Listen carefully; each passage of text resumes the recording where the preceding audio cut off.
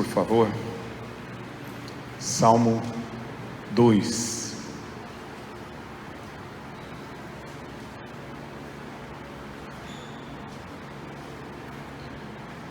Diz o Senhor assim: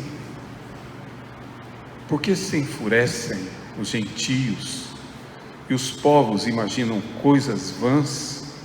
Os reis da terra se levantam e os príncipes conspiram contra o Senhor e contra o seu ungido, dizendo: rompamos os seus laços e sacudamos de nós as suas algemas. Ri-se aquele que habita nos céus, o Senhor zomba deles. Na sua ira, a seu tempo lhes há de falar, e no seu furor os confundirá. Eu, porém, constituí o meu rei sobre o meu santo monte Sião. Proclamarei o decreto do Senhor. Ele me disse: tu és meu filho, eu hoje te gerei. Pede-me e eu te darei as nações por herança, e as extremidades da terra por tua possessão. Com vara de ferro regerás e as despedaçarás como um vaso de oleiro. Agora, pois, ó reis, sede prudente, deixai-vos advertir, juízes da terra. Servi ao Senhor com temor e alegria, e alegrai-vos nele com tremor. Beijai o filho para que não se irrite, e não pereçais no caminho, porque dentro em pouco se lhe inflamará a ira. Bem-aventurado todos os que nele se refugiam. Diz o Salmo 2. Meus irmãos, quando Adão cometeu introduziu o pecado por meio dele, a narrativa bíblica é bem clara em nos demonstrar que ali não estava apenas um chamado, uma tentação, digamos assim, em virtude do desejo de comer um fruto proibido, que é o que na verdade nós mitologicamente vamos anunciando e dizendo aos outros. A verdadeira tentação que estava no âmago daquele pecado foi exatamente o que a serpente afirmou, dizendo que se eles comessem da árvore, do fruto daquela árvore, eles seriam iguais a Deus. Essa história se repete quando os irmãos, por exemplo, leem a narrativa de Gênesis, da chamada Torre de Babel. A expectativa dos homens era alcançar os céus e, como sempre, ser igual a Deus. E essa história se repete diversas vezes. O povo de Israel no deserto, os reis que se rebelaram contra o Senhor, o reino, quando dividido, servindo e criando uma outra adoração no Monte Gerizim. Isso se prolonga dias após dias, anos após anos, até os nossos dias. A grande verdade é que existe no coração do homem um desejo de ser igual a Deus, um desejo de ser Deus. Isso está presente às vezes, inclusive nos deuses que nós criamos, porque só existe um Deus não criado, que é o Deus verdadeiro. Todos os outros são criaturas nossas, criaturas que nós elaboramos, deuses que nós constituímos, e eles na verdade representam exatamente o nosso anseio de ser Deus, de controlar as coisas, de dominar as coisas. Na mente mais primitiva, até a mente, digamos assim, se é que podemos chamar evoluída dos nossos dias, a nossa intenção é essa: nós queremos controlar pessoas, nós queremos controlar o sentimento das pessoas, nós queremos controlar circunstâncias, nós queremos controlar as ocorrências, os acontecimentos da vida, como se isso fosse possível. E muitas vezes, como está claro para nós que isso não está sob nosso domínio, nós constituímos algumas divindades e manipulamos essas divindades para que assim controlemos a existência, como se Deus fosse. Não é apenas manifestação de divindade que expõe essa verdade, mas também muitas das nossas ideias, muitas das nossas filosofias, ideologias, que nós consumimos e que nós, na verdade, muitas vezes cremos, demonstram isso. Se você puder, por exemplo, abra a sua Bíblia no texto da segunda carta que Paulo escreveu aos Coríntios. segunda carta que Paulo escreveu aos Coríntios, no capítulo 10, por favor. Vou aguardar um pouco, porque já me criticaram que eu cito o texto e leio de imediato, e acabo não deixando que as pessoas localizem. Então, por favor, capítulo 10. Paulo está defendendo o seu apostolado e falando exatamente da sua luta como apóstolo. Mas percebam o que ele diz no verso 4, por favor. Diz ele: porque as armas de nossa milícia, da nossa luta, não são carnais, e sim poderosas em Deus para destruir fortalezas, anulando sofismas. E acrescenta no verso 5: e toda altivez que se levante contra o conhecimento de Deus, levando cativo todo pensamento à obediência de Cristo. Porque aqui está a raiz do nosso problema. Os nossos pensamentos, as nossas filosofias, os nossos sofismas, são na verdade aquilo que nos conduzem muitas vezes. E por isso, claramente, a Escritura nos deixa evidente que existe no âmago do nosso coração essa rebelião contra Deus.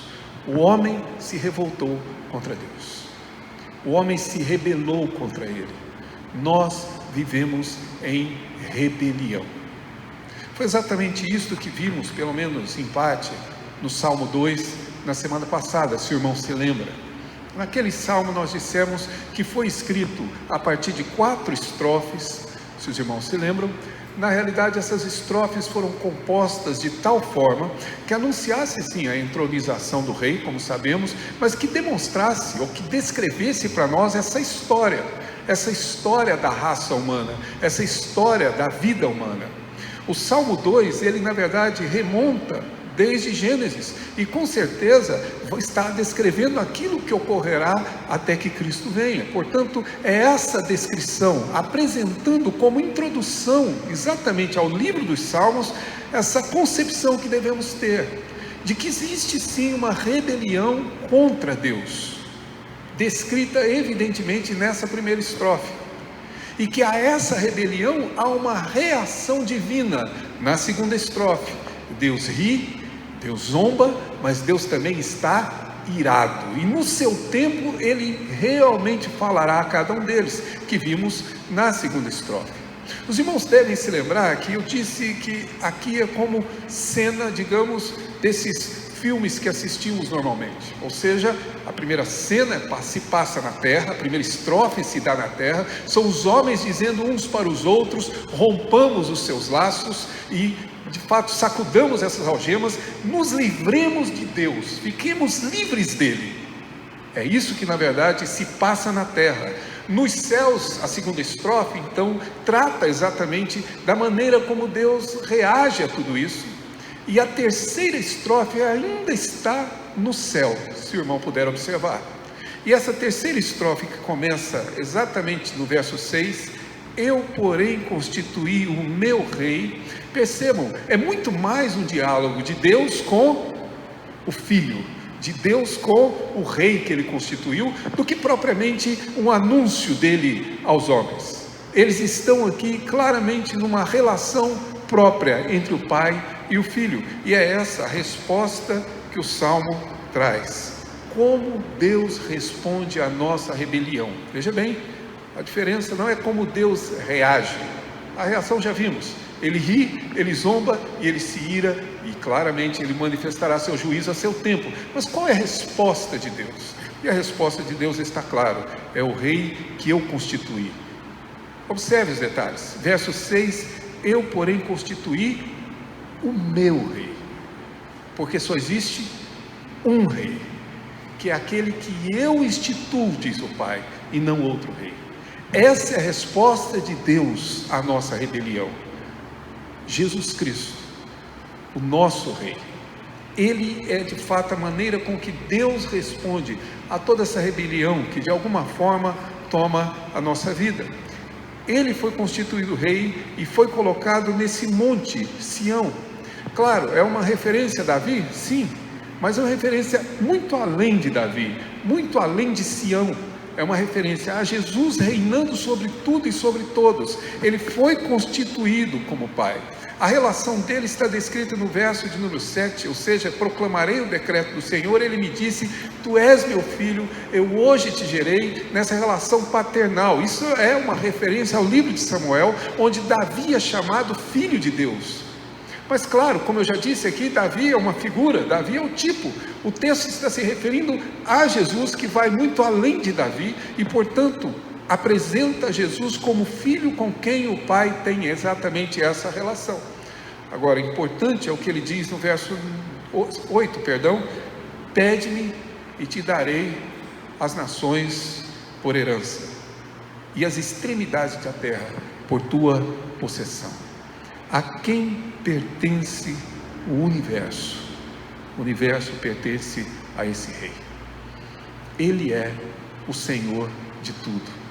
O Pai diz ao Filho, pede-me e eu te darei todas as nações. Não a nação de Israel, sobre quem Davi reinou. Deus não deu a Davi todas as nações. As extremidades da terra não pertenceram a Davi. Embora ele tenha expandido o seu reino geograficamente, não é a Davi que se refere este salmo. Está se referindo a Jesus. Pede-me e eu te darei as nações. Pede-me e eu lhe darei, sim, diz o Pai, até as extremidades da terra por possessão, porque Jesus é Senhor de todas as coisas, Ele é Senhor de tudo que existe. Isso parece escapar dos olhos humanos, particularmente dos nossos olhos humanos também. Ele é Senhor de todas as coisas. A chuva que caiu nesse final de tarde, que talvez ainda caia na cidade de São Paulo, pertence a Ele, porque a natureza está sob o seu poder. O vento, as chuvas, as tempestades. Quem estava hoje na escola dominical e leu, ou pelo menos estudou o livro de Josué, há de se lembrar que em uma determinada batalha, o sol para. Na verdade não foi o sol que parou, na verdade a rotação da terra parou. Como? Não sei. E na realidade ninguém sabe. E é tão complexo isso que é mais fácil negar do que admitir.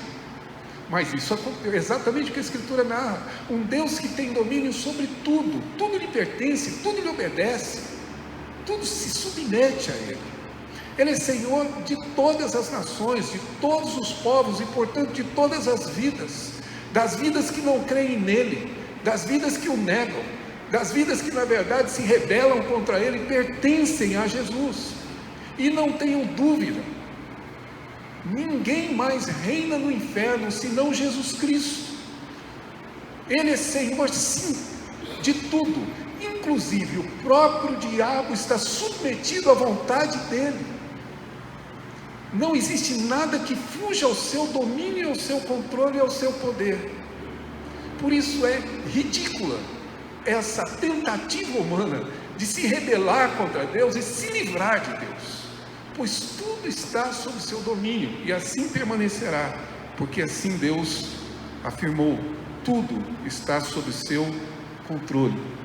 Observe que o verso 9 acrescenta que Ele regerá a tudo com um cetro, uma vara de ferro, que é exatamente o seu cetro, e com esse cetro Ele despedaçará todas as nações, como se fosse um vaso de barro.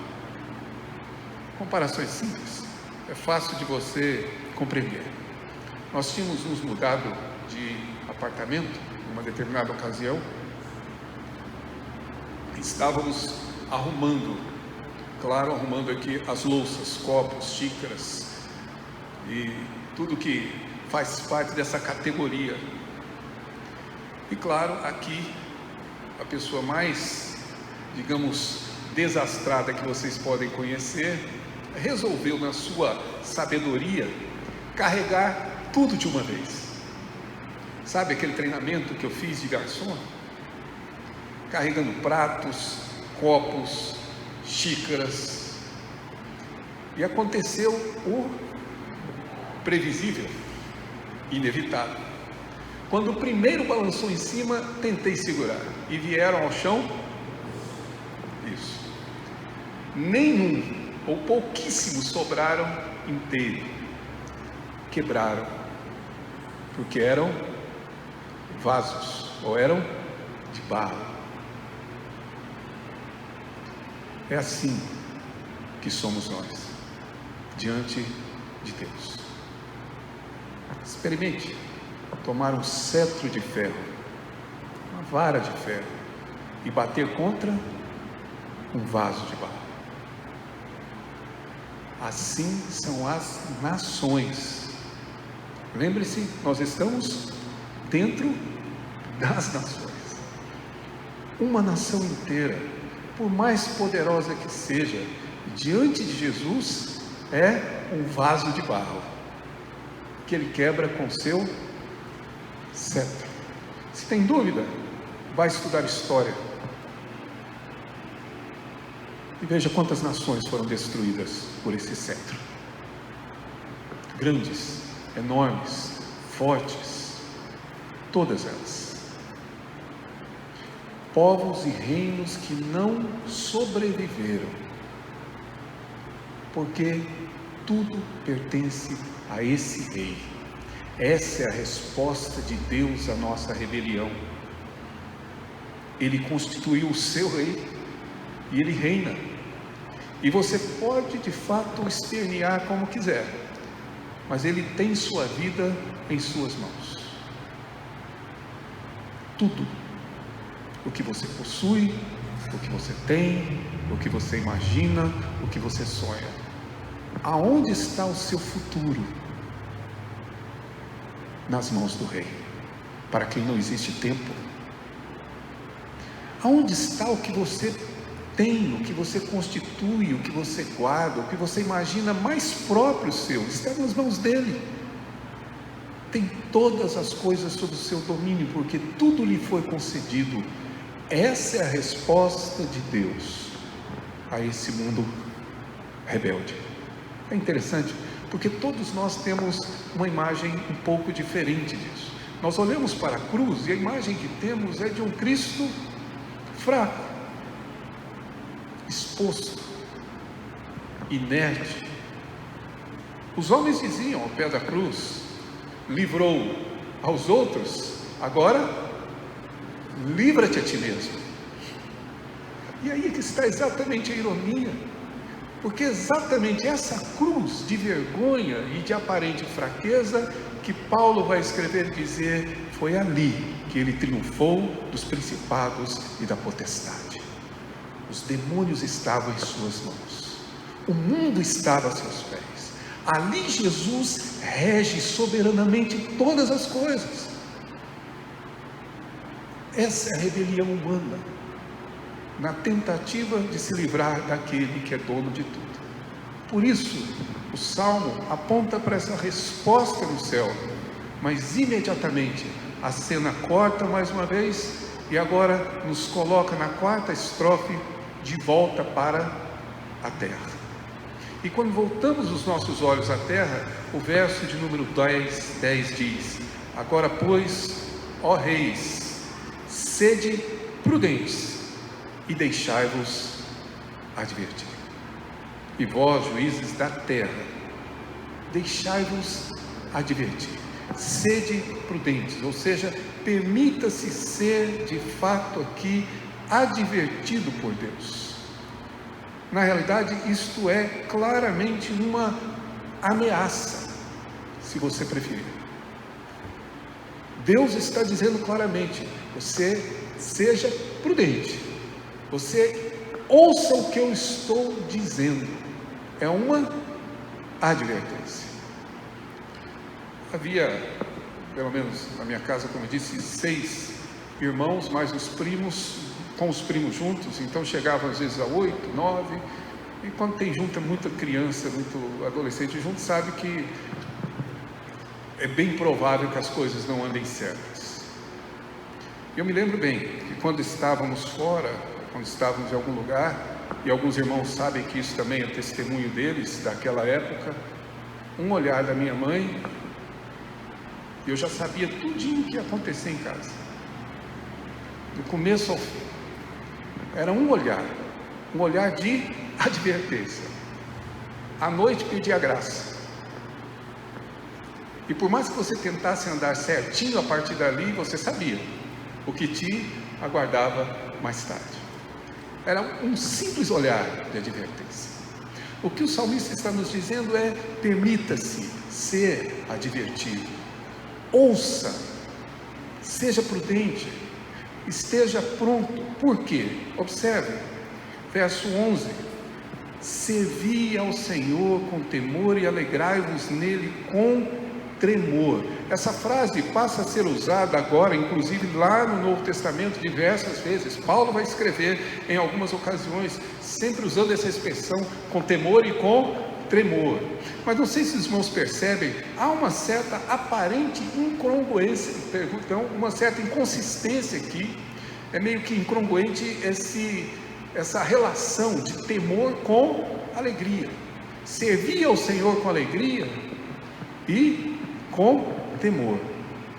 Alegrai-vos nele com tremor.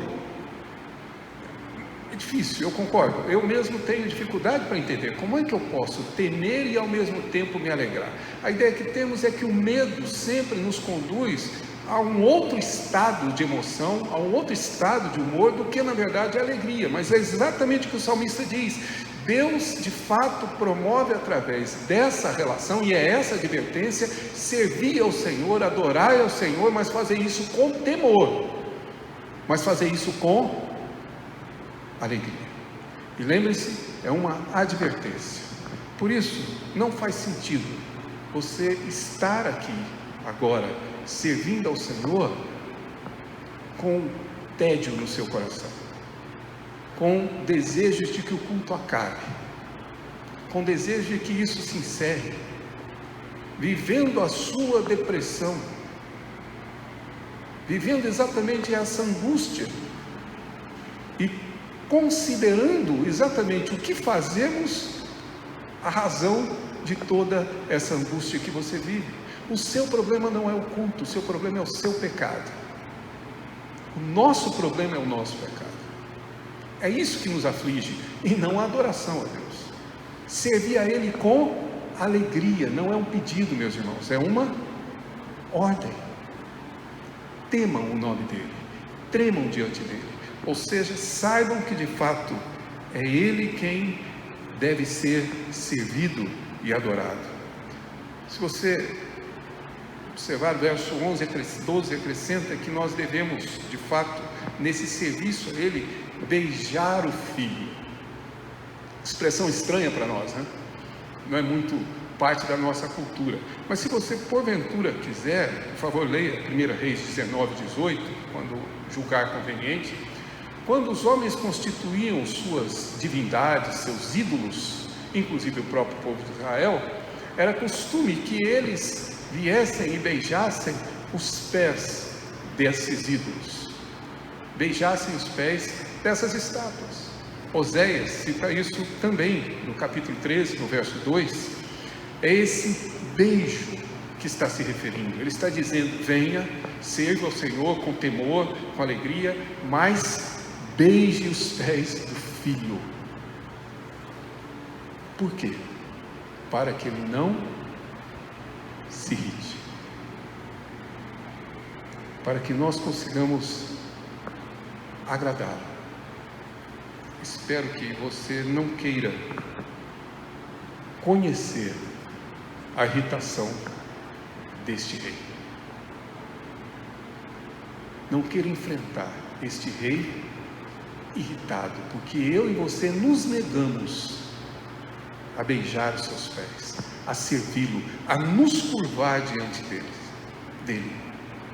Se assim fizermos, nós vamos perecer em nosso caminho. A ideia do Salmo é exatamente essa condição de homens que precisam se submeter diante de Deus. E estejam advertidos, diz o verso 12, porque dentro em pouco, muito pouco tempo, se lhe inflamará a ira.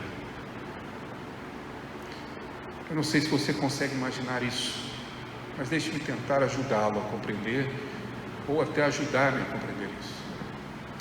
Nós temos o costume de pensar na graça, na bondade, no amor de Deus como eterno, infinito, incontável.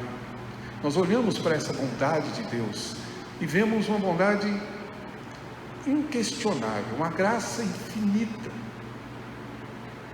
diversas vezes. A perfeição do amor e da graça de Deus, pois com a mesma intensidade, Ele é um Deus de ira. Ou você é encontrado pela graça de Deus, ou você tem um encontro marcado com a ira do Cordeiro, com aquele que na verdade irá julgar todas as coisas. Quando o texto de Paulo diz que toda língua confessará ao Senhor, não está dizendo que eles confessarão, digamos assim, alegres e claramente como se de alguma forma reconhecessem esse senhorio pela fé, como fazemos hoje. Mas naquele dia aqueles homens se curvarão diante dele, confessarão que ele é o Senhor e enfrentarão a sua ira, o seu juízo, para que vocês não pereçam no caminho. Mas lembre-se, lá adiante há um encontro marcado, ou é com a graça desse Deus, ou será com o juízo dele, será com a sua ira. Beije o filho para que ele não se irrite, porque do contrário você vai se encontrar de fato com ele. O Salmo deixa isso extremamente claro. A pergunta, meus irmãos, é o que nós, eu e você, devemos e precisamos concluir à luz desse Salmo. Com certeza muitas outras coisas deveriam ser ditas, mas eu gostaria de ressaltar aqui pelo menos 3 aspectos bastante rápidos. O primeiro deles, lembre-se, esta é uma introdução que vai alicerçar tudo o que nós havemos de ver na exposição desses salmos. Quer entender o Salmo? Entenda o Salmo 1 e entenda o Salmo 2, que introduz o Salmo.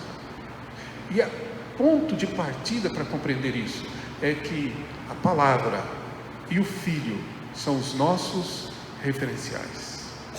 A palavra de Deus na qual nós devemos ter prazer, e o Filho a quem devemos servir com alegria, é exatamente o nosso norte, o nosso referencial para de fato vivermos a vida.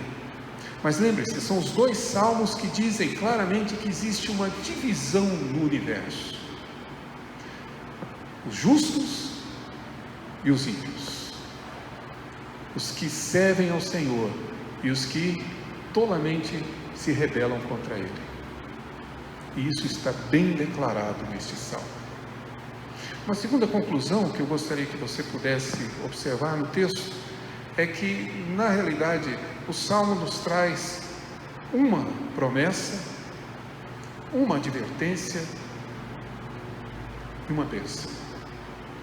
Observe, verso 5: na sua ira a seu tempo lhes há de falar, e no seu furor os confundirá. Isso é uma promessa. Desculpe se eu desaponto, mas é uma promessa. Eu sei que na caixinha de promessa que a gente comprava antigamente, quem é do meu tempo sabe disso. Você ia dar presente de aniversário para alguém, você comprava uma caixinha de promessa. Era uma caixinha assim que vinha com um versículo bíblico dentro, certo? Tipo, como é que eu posso dizer? Tipo essas leituras de sorte que vem em biscoito japonês, né? Vem lá os textos bíblicos, tudo dentro da caixinha, e todos os dias você tirava um texto para ler. Ali se chamava caixa de promessa porque só tinha versículo bom, só aqueles que nós gostamos, digamos assim, só tinha promessa bacana. Aí você dava de presente, a pessoa todo dia tirava um e dava uma promessa muito bacaninha, para ele realmente se sentir bem naquele dia. Nós estamos diante de uma promessa. Deus prometeu, e não falta muito tempo em que Ele manifestará a sua ira e vai responder a todos aqueles que se rebelam contra Ele. Todos que insistentemente o fazem. Mas há aqui, claro, uma advertência, e a advertência é para dizer que existe ainda tempo, e a oportunidade é hoje. Meu irmão, renda-se ao Rei do Universo. Tema, trema diante dele e então se alegre nele. Mas o momento é agora. Não sabemos quanto tempo demorará. Diz ele, dentro em pouco se lhe inflamará a ira. O texto diz, como advertência claramente, que nós devemos beijar o Filho para não perecermos no caminho. E no caminho é uma referência clara à nossa vida. Nós estamos nessa jornada, nesse caminho. Então, antes que o caminho termine, eu e você podemos perecer nele. Por isso, este salmo é uma advertência. Mas com a misericórdia, a graça de um Deus bondoso, o salmo termina como começa o salmo primeiro. O salmo primeiro diz: bem-aventurado aquele que não anda. O salmo 2 termina dizendo: bem-aventurado todos os que nele se refugiam. Há um refúgio, há um lugar de segurança, há de fato alguém em quem você pode de fato ser protegido de toda essa ira, de toda essa irritação, de todo esse juízo. E aqueles que se refugiam no Filho são bem-aventurados. Mas o terceiro aspecto que eu gostaria de concluir com os irmãos é lembrar, mais do que isso, é pedir, é suplicar, é advertir a você e a mim esta noite, para que nós nos deixemos ser advertidos e mais do que isso, o pedido para que Jesus reine soberanamente no seu coração. Não seja rebelde. A minha oração é que Deus dobre a sua vontade.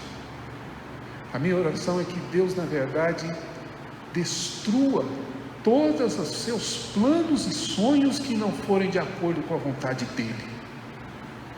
A minha oração é que Ele reine de tal forma em você, que você não tenha outra alternativa senão beijar o Filho. A minha oração é para que eu e você tenhamos o nosso coração nas mãos dEle, a nossa alma sob o domínio dEle. Que Ele seja aquele que traz sob seu controle a minha vontade rebelde, que traga sob seu domínio todas as ocasiões em que eu, de alguma forma, supor que possa ser igual a Ele.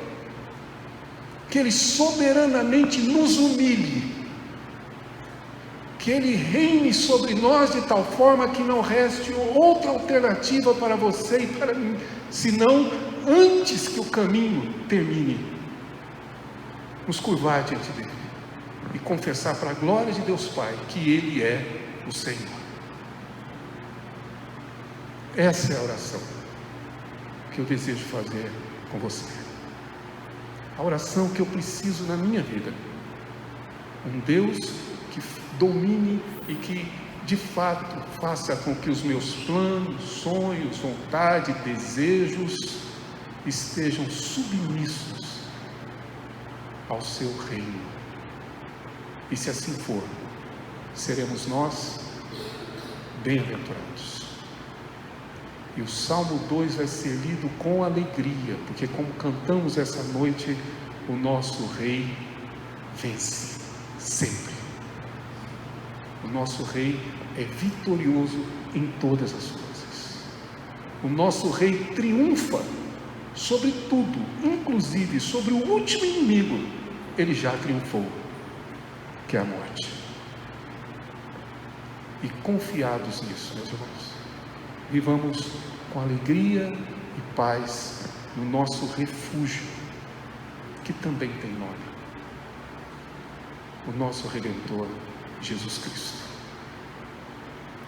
Quero convidá-los a cantarmos um outro cântico também sobre a regência, e logo após quero orar com você, por você e por mim. Quero orar por nós, para que realmente confessemos de coração esta noite que Ele é Senhor e para suplicarmos que Ele reine sobre nós. Vamos louvar ao Senhor sobre a orientação da regência.